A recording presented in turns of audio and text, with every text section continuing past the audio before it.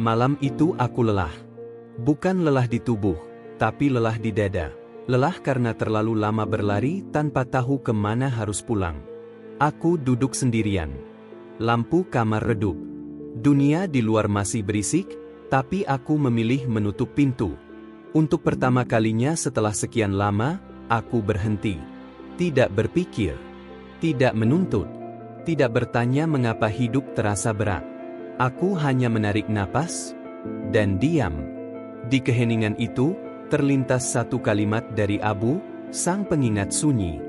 Biarkan dirimu diam, dan semesta akan menyerahkan segalanya padamu. Awalnya aku tak mengerti. Bagaimana mungkin diam bisa menjawab semua kekacauan? Bukankah hidup menuntut usaha, bukan keheningan? Namun semakin aku diam, semakin aku menyadari sesuatu. Selama ini aku bukan terlalu sibuk bekerja. Aku terlalu sibuk melawan takdir. Pikiranku tak pernah berhenti berbicara.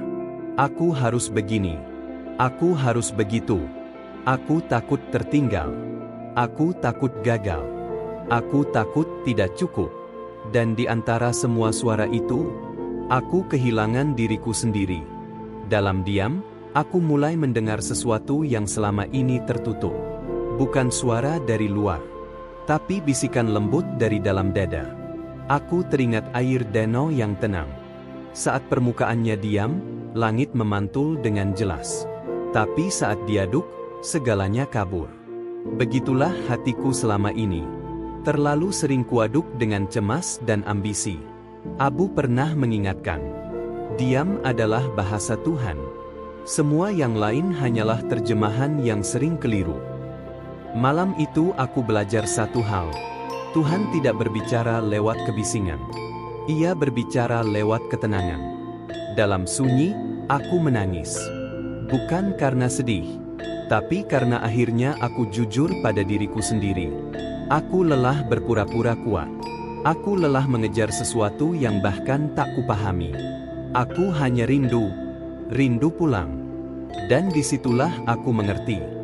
Rindu yang tak bernama itu adalah rindu jiwa kepada asalnya. Abu benar.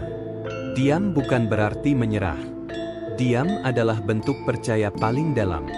Saat aku berhenti memaksa, hidup mulai terasa ringan. Bukan karena masalah hilang, tapi karena hatiku tak lagi menolak. Aku belajar bahwa rezeki sering datang saat kita berhenti cemas. Jawaban sering muncul saat kita berhenti bertanya.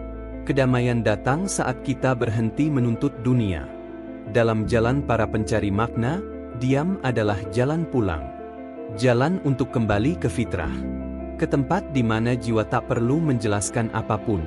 Karena Tuhan sudah tahu segalanya. Malam itu aku tidak mendapatkan keajaiban. Tidak ada cahaya menyilaukan. Tidak ada suara dari langit. Yang ada hanya rasa tenang. Dan untuk pertama kalinya, itu sudah cukup.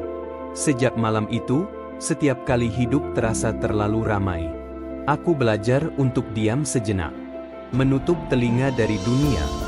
Dan membuka telinga hati. Karena dalam diam, aku tidak kehilangan apapun. Aku justru menemukan bahwa aku tidak pernah sendirian. Dan bahwa pulang selalu dimulai dari keheningan.